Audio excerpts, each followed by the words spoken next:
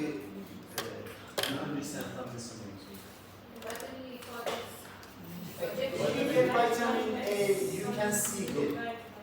If you get vitamin D, you are going to be so skinny, like this. It's not like that, it's for born. Yeah, but we can actually imagine a kid, actually, or someone else. They don't have any idea about their role or metabolism. But if they compare this one, vitamin E with this one, they say, if I get vitamin E, I'm going to be muscly like that. So, and if you get vitamin K, you will have some cuts on your clothes, but it's not like that. It's for clothing. The images are like, you can get both meaning of that. Yeah. Good.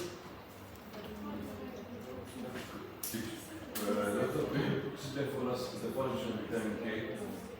It's for clothing. Clothing. Yeah.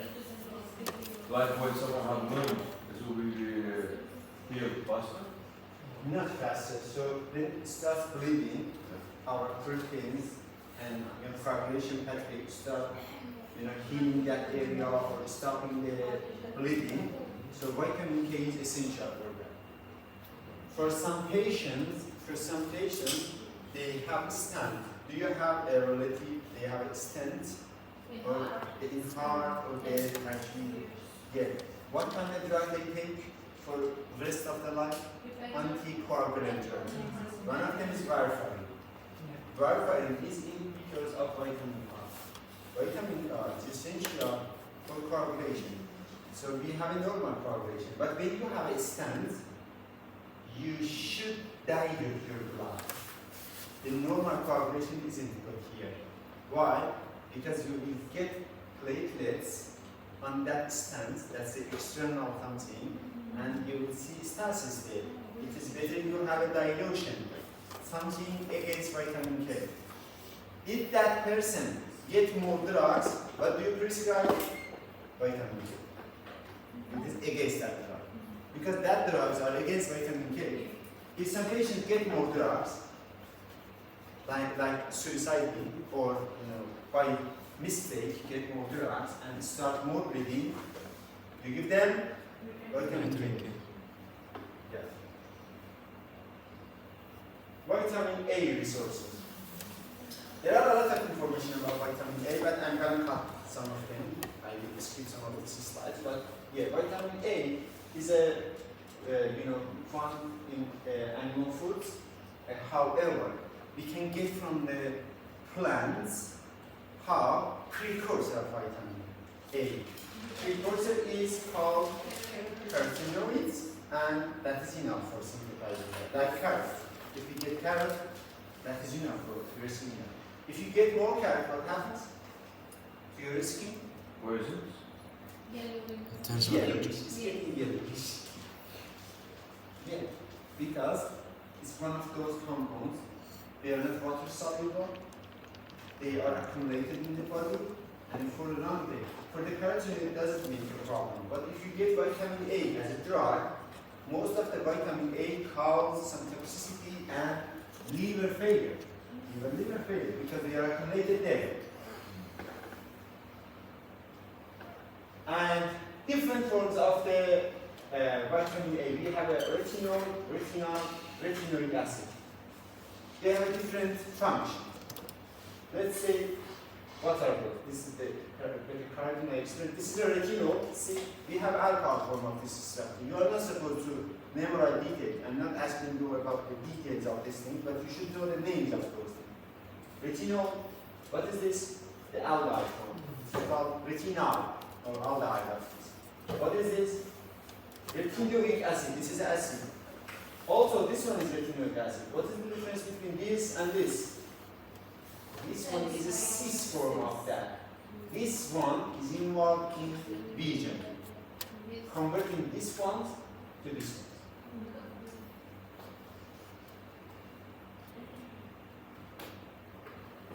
one. And so retinoids, all of them, all aldehyde, retinol, retinoic acids, all are involved in vision, growth, production, immune system, maintenance of epithelial tissue. All of them are involved in this process.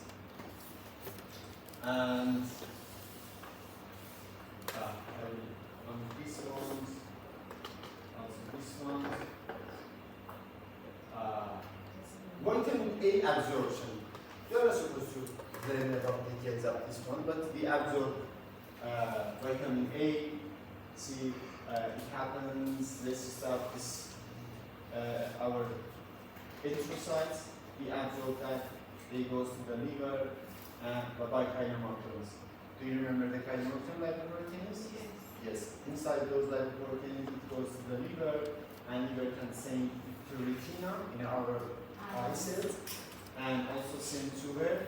This will be the other parts of the some other cells, target cells. Let's say another cells. We can have it in other parts of the cells.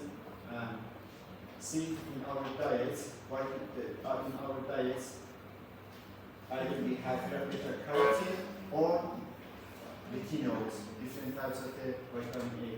And beta carotene converted to retinol, and we absorb retinols by this system. And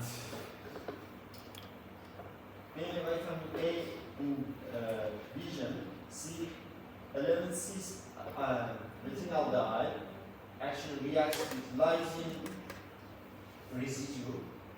This is the opsin, is a protein in eye cells. Yeah, the dopsin. We have different times, different names for them. See, 11-cis to all trans. This isomerization from 11-cis to all trans causes this isomerization conformational changes in opsin, release retinal dye from the protein, and then a nerve impulse. In eyes, nerve impulse, in brain, make a shape of something, or just seeing something. And regeneration happens when the isomerization of all trans retinal backs to 11-cis. 11-cis, all trans, and then again. There is a cycle between those things. It's called regeneration. So impaired in deficiency, what is the impaired in this process? It shows time taken to adapt to darkness. So when they go out in darkness, they can understand it takes time to adapt their eyes for darkness. They can actually be suspicious about the vitamin A deficiency in one of those signs. And they really to see improved light. I'm going to skip this ones. And in all cells, we have a receptor for retinoic acid. They were retinols. This is retinoic acid.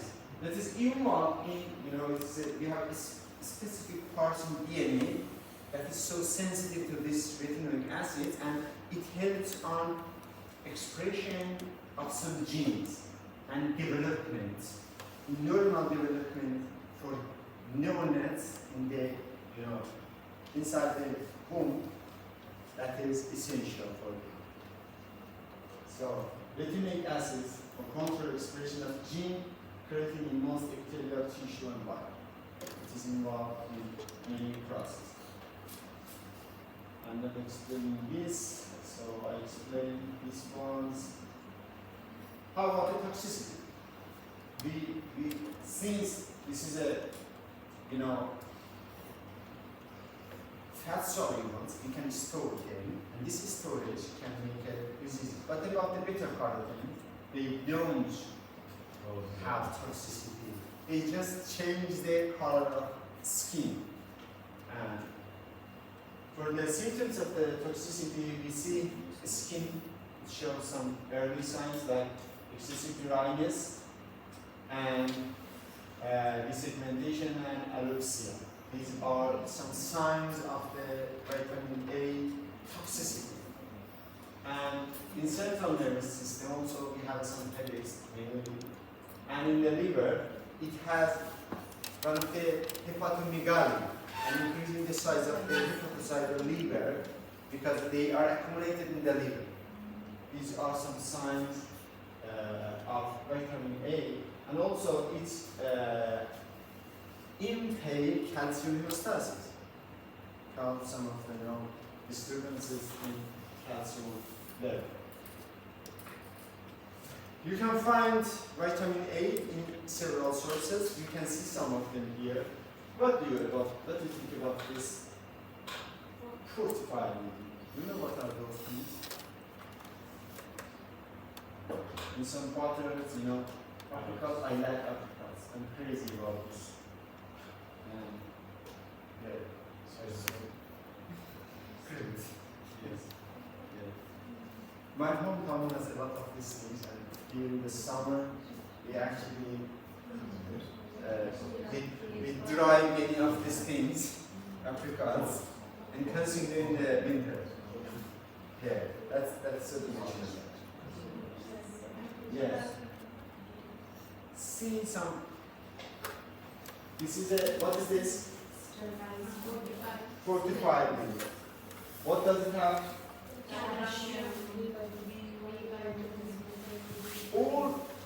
All actually products, they are inserted by some vitamins. They are called what? Fortified. So next time, if you see the fortified something, it is again, they are products, they are added with some of these vitamins. So different types of the vitamins. And how about this? Have you heard about the golden rice? What is that? Yeah, gene manipulated products or gene manipulated crops.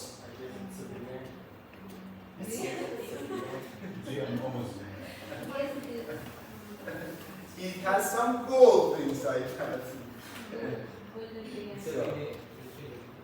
So, in some parts of the world, they actually main resources of the food is staple rice or poached rice, and they don't get enough vitamin A in their actual diet. Add this carotene. See, this is the carotene gene. Manipulated, added to this white rice, and they produce what? This beta-carotene in their gene, and they can get vitamin A. In some part of the world, specifically Central Africa, this golden rice is a big help. Yeah. Vitamin D. We can get freely without paying anything. Just sitting for some hours or walking for some hours in front of light, and we can synthesize that. It is synthesized from what? Cholesterol. It starts from our skins and changing some, cholesterol structure, and then goes to the liver. Something happens in the liver on it, and then goes to the kidney, and kidney finally synthesize active vitamin B. That vitamin B is actually biologically active. Yeah. So see different parts of the body. So who can be faced with vitamin B deficiency? Many of us, we have. Yeah, we can't actually, we don't go in front of the sun, actually, like our ancestors, they were living in front of the sun. They can get people. Yeah, they can. You can get vitamin D. You can get vitamin D. There is in the drugstore, but the free one outside are there. So, Also in foods. yeah, in some foods they have. In some foods there is. Dairy products, mushrooms, yeah. We have some of these vitamin precursors also. So, the main function of the vitamin D is it balances of what? Calcium and phosphate in body. It makes a balance between calcium and phosphate, and it is essential for our bone marrow. It's like bone marrow, bones. not member of that, bones, keeps the hemostasis of the calcium and phosphate in a balanced form. And also now recently we know vitamin D has a receptor in all cells and it can change our mood.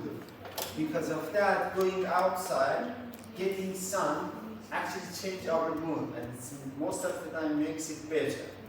And so, yeah.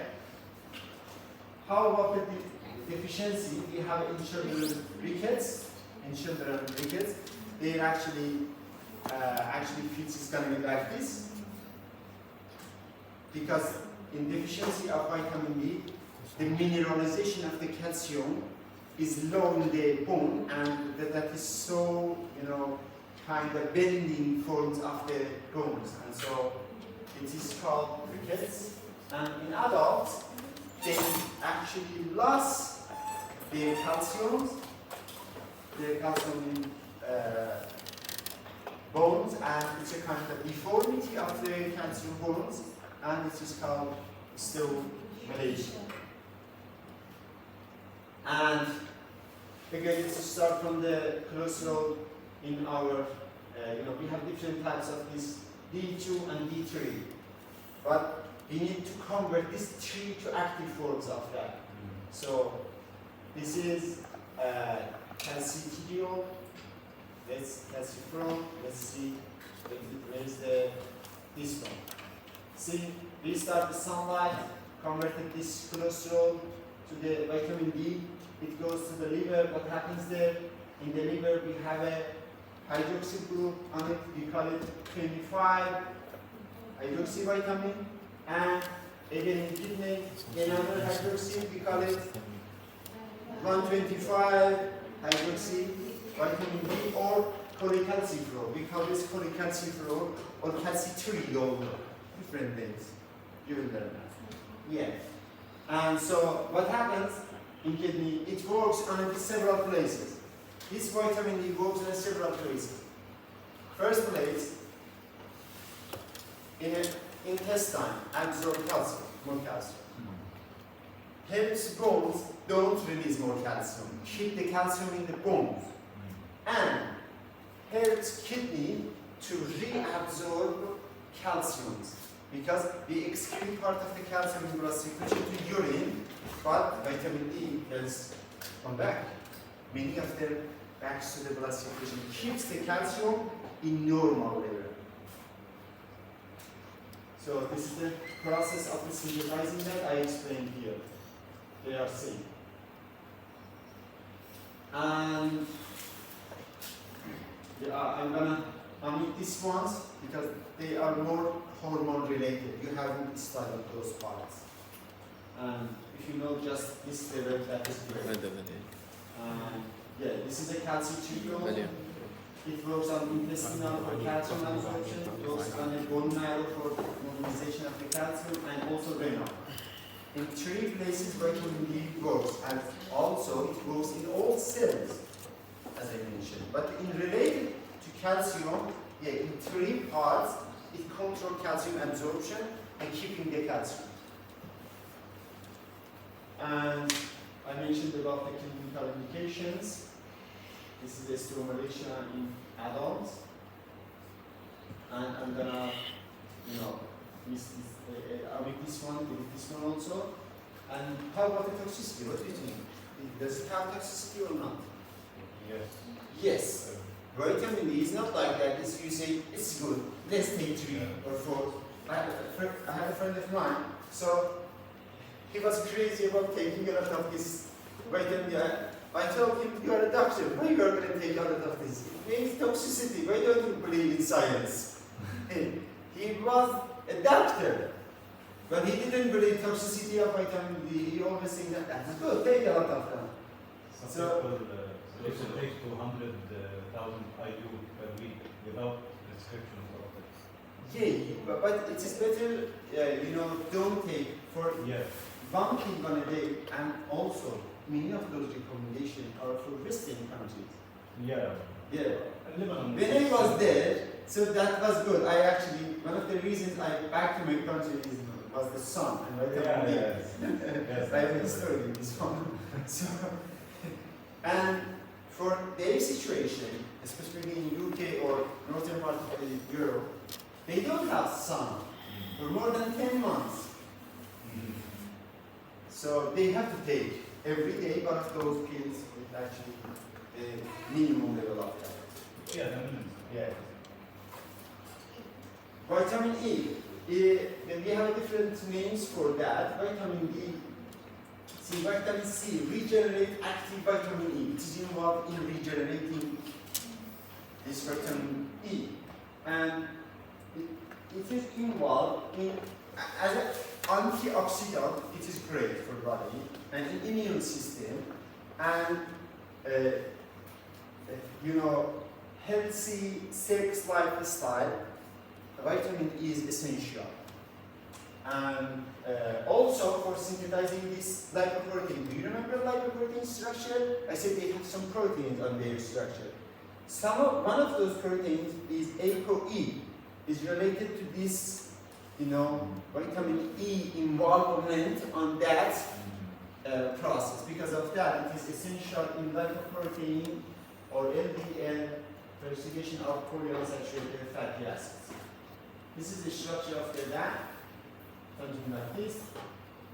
And vegetable oils are rich in vitamin E, and liver and eggs contain moderate amount of that. Next time, you can get enough of this vitamin E.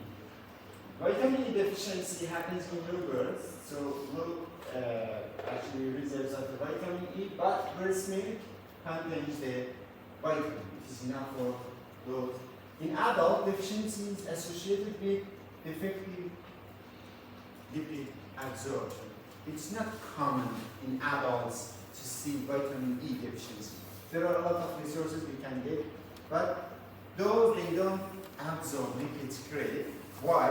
We have deficiency because for absorbing the lipids, some of those fat-soluble vitamins, they are essential for that lipids.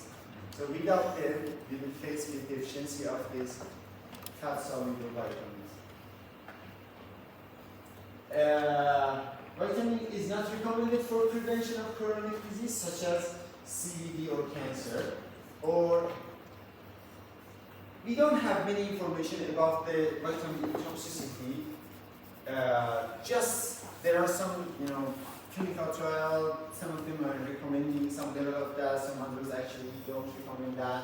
And so, vitamin E least toxic of the fat-soluble vitamins. Because of that, we don't have great recommendation for that. Its toxicity is the lowest between fat solubles.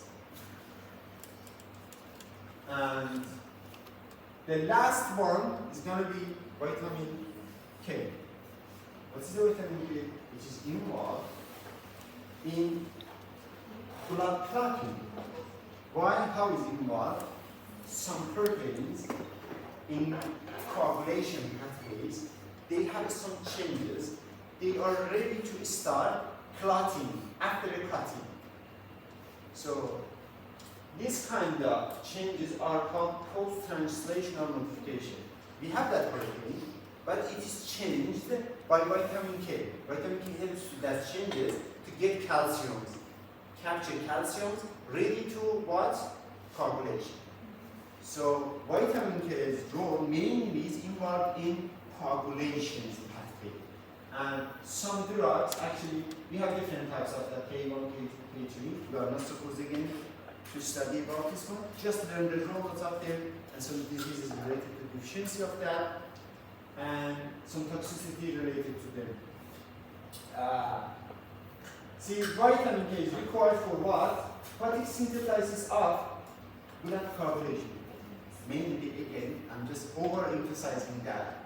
You are going to just learn for vitamin K, it is involved is blood clotting proteins like factor 2, 7, 9, 10.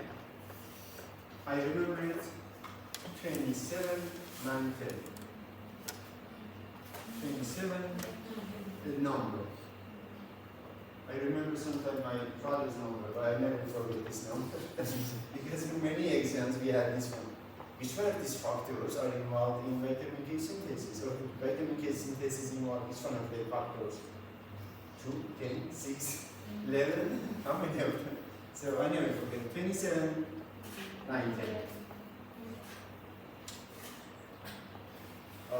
So this factor, we have a factor 2, 7, 9, 10.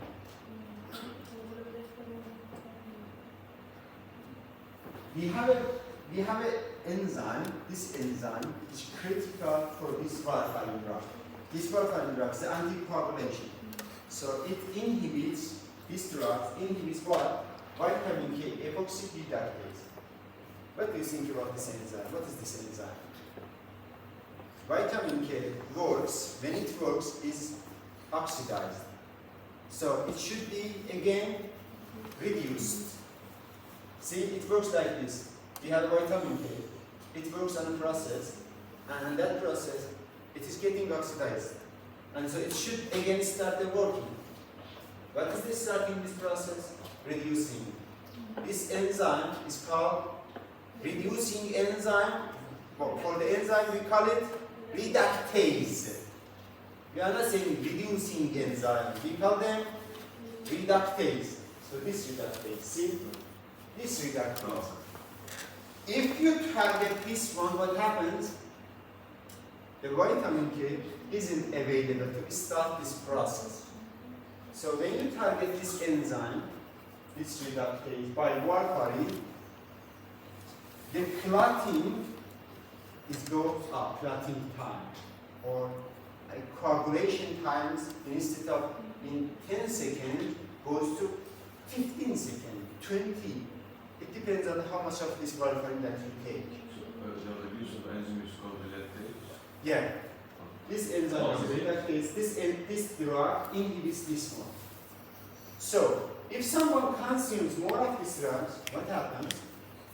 We give them vitamin K. Why? Because this drug is there, and inhibiting this pathway, we are giving that vitamin K, say, go busy with them, like competitive inhibitors. So this is the process of that. We have these factors, this vitamin K involved here. This vitamin K changes these proteins. See, these proteins. We have what? This carboxyl group. When you have two carboxyl, it is the best place for calcium. Which cation is involved in coagulation? Calcium. They are dependent to calcium. And when we change these proteins, last part of the proteins have a two carboxyl group, is good for the binding calcium and coagulation and clotting. So this vitamin K is essential in this process.